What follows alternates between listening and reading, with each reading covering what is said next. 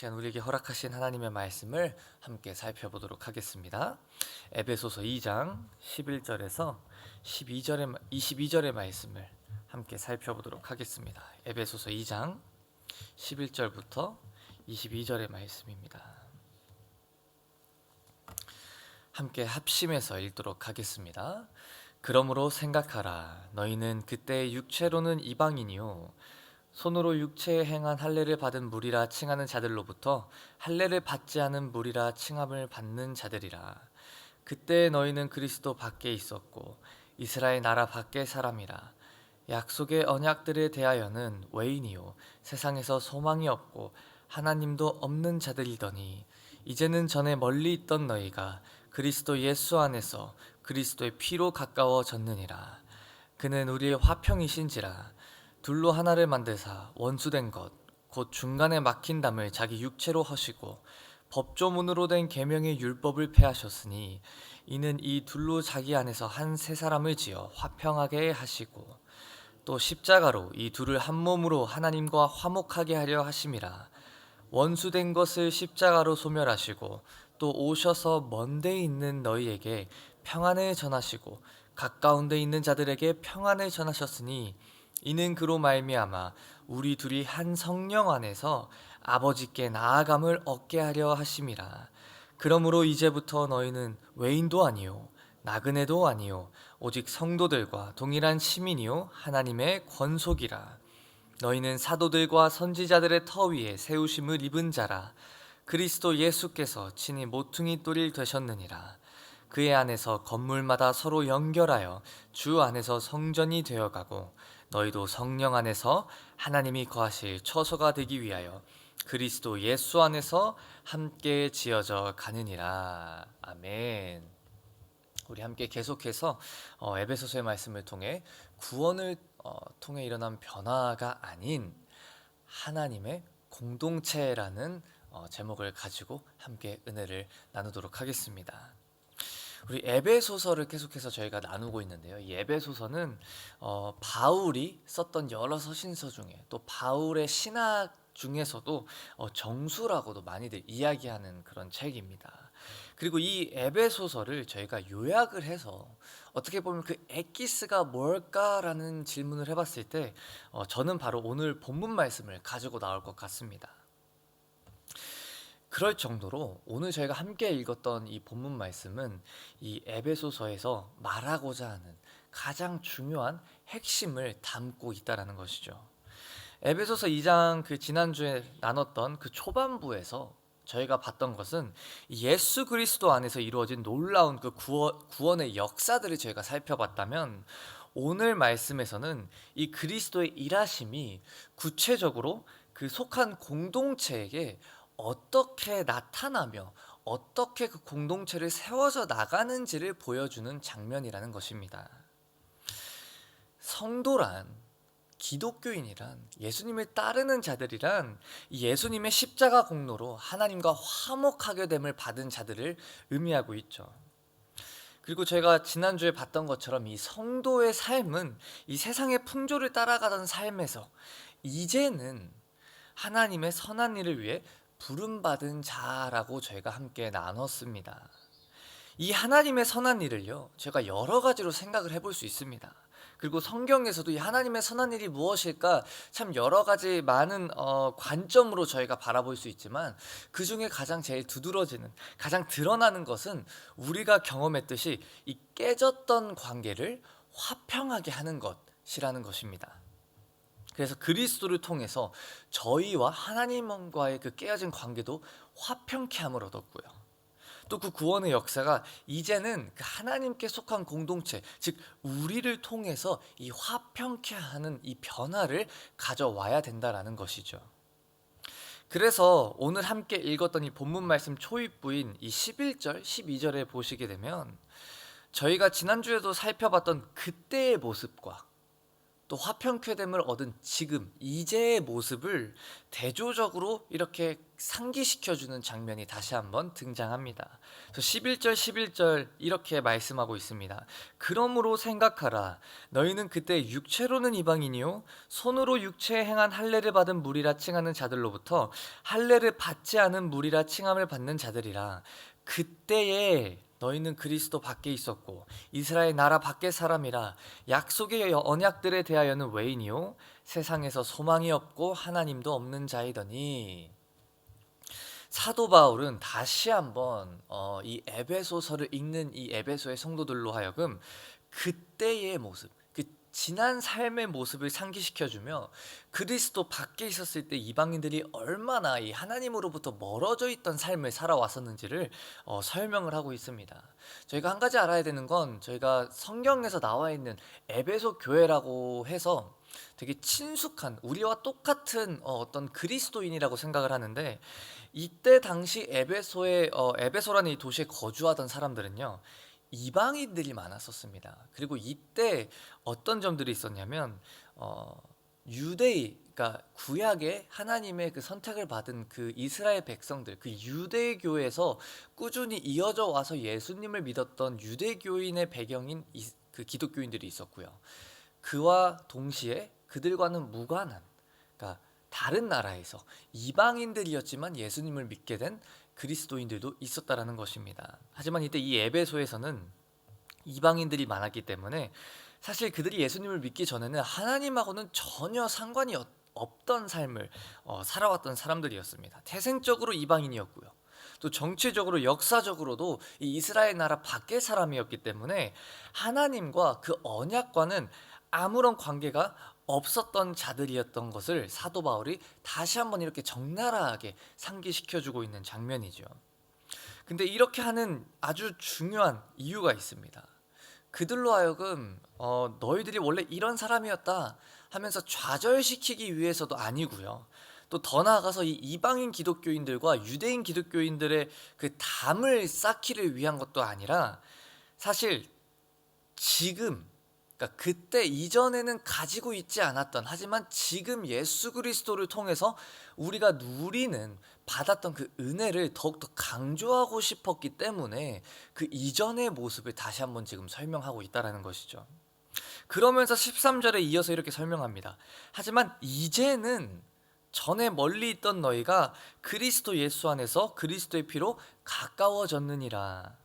바울은 에베소 성도들이 예수님의 놀라우신 그 구원의 역사 전에는 그저 언약 밖의 이방인으로서 하나님 없이 소망 없이 살았던 사람이었지만, 다른 어떤 것도 아닌 오직 그 예수 그리스도의 그 은혜로, 그 피의 공로로 하나님의 백성이 된 것임을 기억하라라 라고 이렇게 말하고 있다는 것이죠.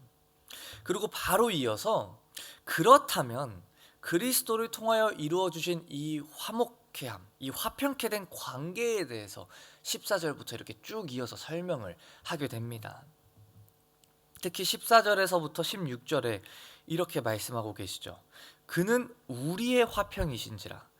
둘로 하나를 만드사 원수된 것 곧 중간에 막힌 담을 자기 육체로 허시고 법조문으로 된 계명의 율법을 폐하셨으니, 이는 이 둘로 자기 안에서 한 세 사람을 지어 화평하게 하시고 또 십자가로 이 둘을 한 몸으로 하나님과 화목하게 하려 하심이라. 원수된 것을 십자가로 소멸하시고. 아멘. 바울은 그리스도의 피로 세우신 교회, 그리고 그 교회의 연합을 강조하기 위해서 이 하나라는 단어와 또 이 평화라는 단어를 무려 이 짧은 구절 안에 네 번씩이나 반복을 하고 있습니다. 그래서 제일 먼저 바울은 이 복음이, 이 그리스도의 이 구원의 역사가 이 유대인과 이방인들을 화목하게, 즉 화해시키는 역할을 하고 있다고 선포를 하고 있다는 거죠. 이 유대인과 이방인을 나누었던 중간에 막힌 담, 또는 원수된 것, 법조문으로 된 율법, 이런 것들이 지금 무엇을 뜻하는 것인지에 대한 여러 신학적인 논쟁들이 사실 지금 있습니다. 뭐 어떤 신학자들은 뭐 이게 그냥 정말 간단하게 뭐 그때 당시에 할례를 행했냐 안 했냐 뭐 이런 거를 의미하는 거다라시는 분들도 계시고요. 또 반대로 뭐 율법적인 행위를 떠나서 정치적인 어떤 역사적인 그리고 여러 민족성의 연관지어서 설명을 하시는 분들도 계십니다. 하지만 저희가 여기서 알아야 되는 것은 이게 뭐가 맞냐, 뭐가 틀리냐가 중요한 것이 아니라 이런 것들을 떠나서 이런 모든 의견들 가운데 동일하게 저희가 동의되는 것이 있는데 그게 바로 뭐냐면 이게 어떤 문제든지 간에 지금 이런 갈등을 겪고 있는 이 유대인들과 이방인들에게는 서로를 지금 가르고 있는 이 문제가 절대로는 타협할 수 없는 그리고 해결이 되지 않을 것 같아 보였던 문제라는 것입니다. 그리고 그렇기 때문에 유대인과 이방인들 사이에 막힌 담이 생겼다라는 것이죠. 저희가 성경을 글로만 읽다 보니까 조금 이게 좀 현실감이 생동감이 있게 잘 안 느껴지는 것뿐이지 이때 당시 유대인들과 이방인들 사이의 이 갈등의 골은요 저희가 생각했던 것보다 훨씬 심각했습니다. 제가 이거를 어떻게 하면 좀 우리가 쉽게 이해할 수 있을까라고 제가 좀 생각을 해봤을 때 사실 지금 좀 이제 자라나는 저희 다음 세대들이나 아니면 좀 어린 우리 친구들은 이해하기가 어렵겠지만 제가 저희 할아버지나 할머니 또는 저희 부모님과 이렇게 얘기를 하다 보면 가끔씩 그 저희 그 일본과 한국인들의 이 사이에 있어서 좀 이야기를 할 때 좀 많이 이제 어르신들은 좀 맺힌 것이 많으시잖아요. 좀 그게 좀 생각이 났습니다. 아, 약간 이런 느낌일까?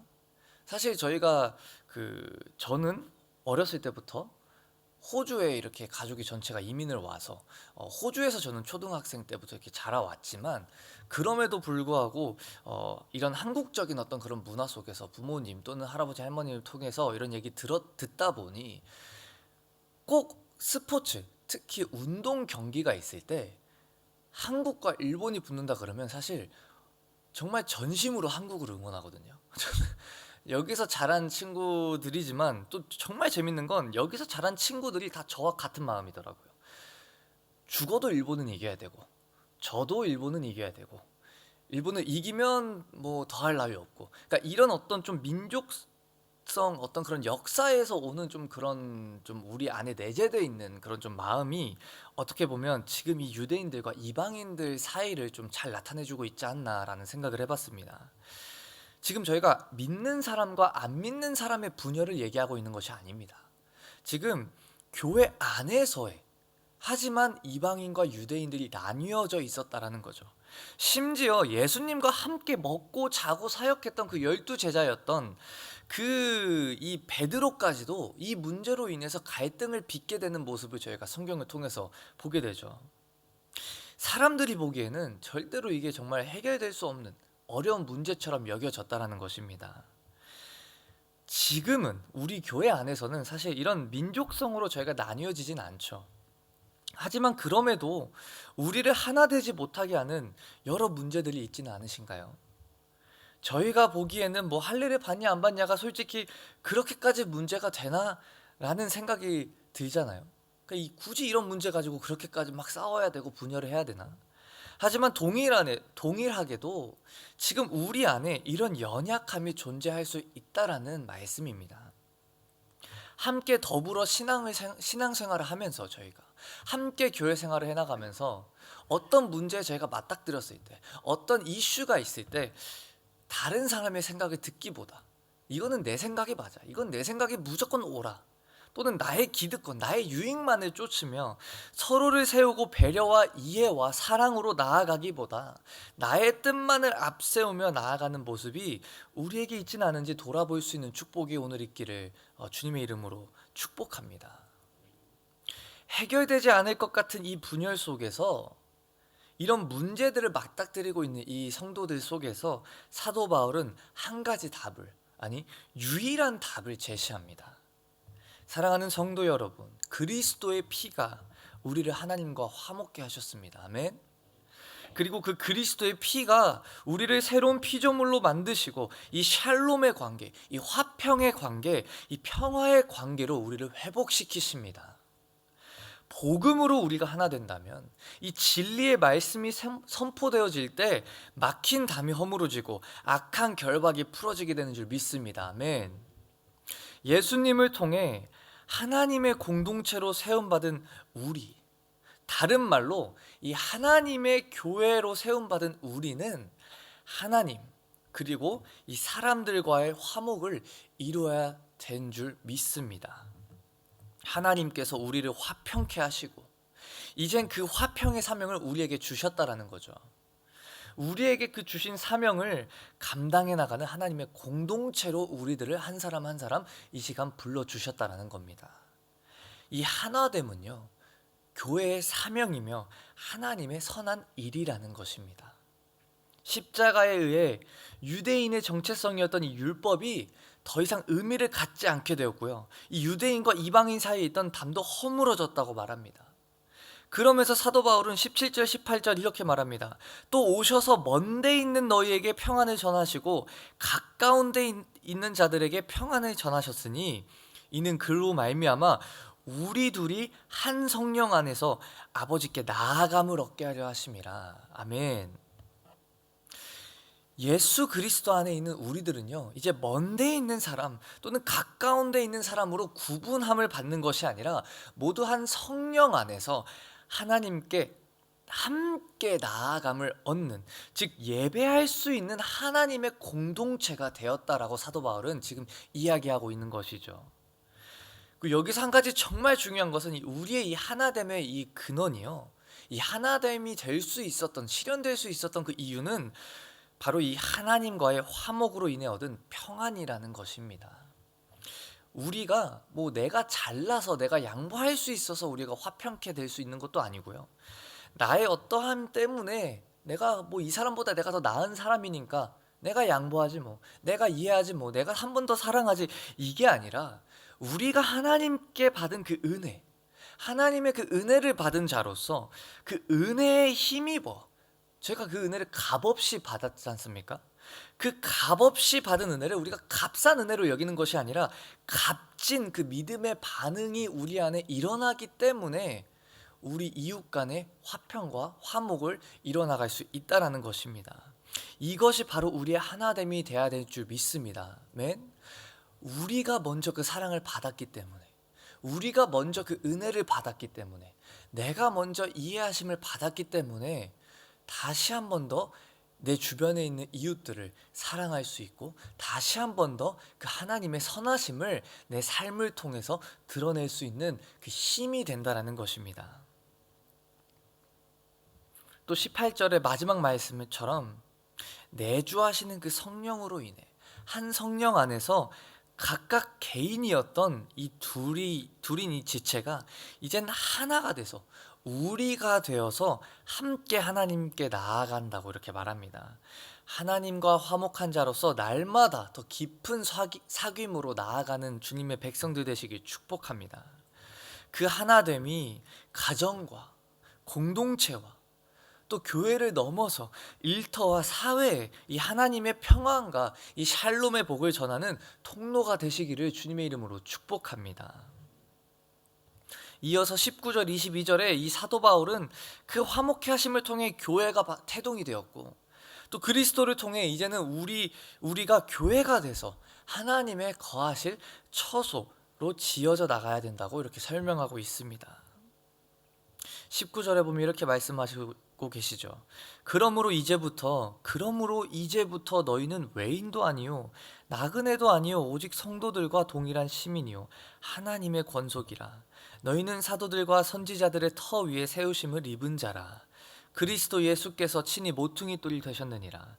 그의 안에서 건물마다 서로 연결하여 주 안에서 성전이 되어가고 너희도 성령 안에서 하나님이 거하실 처소가 되기 위하여 예수 안에서 함께 지어져 가느니라. 아멘. 여기서 사도 바울은 두 가지 중요한 내용을 지금 강조하고 있는데, 바로 첫 번째로는 이제는 너와 내가 따로가 아니라 함께 하나님의 성전이 되어져 가야 된다라는 것과, 두 번째로는 그렇게 연합한 우리들이 이뤄야 할 것은 바로 성령의 공동체이다라는 것입니다. 구약에서 하나님께서는 이스라엘 백성한테 좀 유별나게 다른 민족들과 섞이는 것을 조심하라고 이렇게 말씀하시는 그 장면들이 여러 번 있습니다. 이렇게까지 조심시키셨던 이유가 그 고대 근동, 즉 쉽게 말해 그 구약의 시대 때 사람들 사이에서 통용되던 이 종교적인 어떤 개념이 있었는데, 그게 바로 이 민족들의 신이라는 개념이었습니다. 각 민족마다, 각 나라마다 그들이 믿는 신이 있었고요.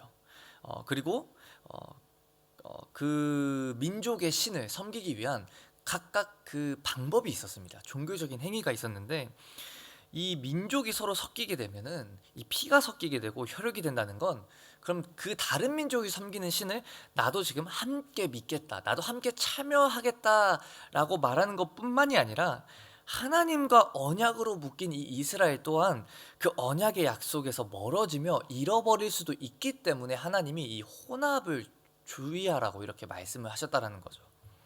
하지만 신약에 와서 이 하나님은 예수 그리스도 통해 새 언약을 주시며 이제는 그 민족을 뛰어넘어 이 복음의 구원의 역사를 확장시켜 나가십니다. 그렇기에 더 이상 이 혼합을 걱정하지 않아도 됐던 것이죠. 하지만 유대인들 속에 뿌리 깊게 잡혀있던 이 혼합에 대한 거부감이 여전히 자리 잡혀 있었기 때문에 그들은 절대로 같은 예수님을 믿는 사람이었지만 이방인들을 예루살렘 성전에 들어가지 못하게 했습니다. 하지만 그런 그들에게 사도 바울이 이렇게 말합니다. 우리가 외인도 아니고 나그네도 아니고 동일한 시민이다. 이제는 하나님 나라의 시민이다.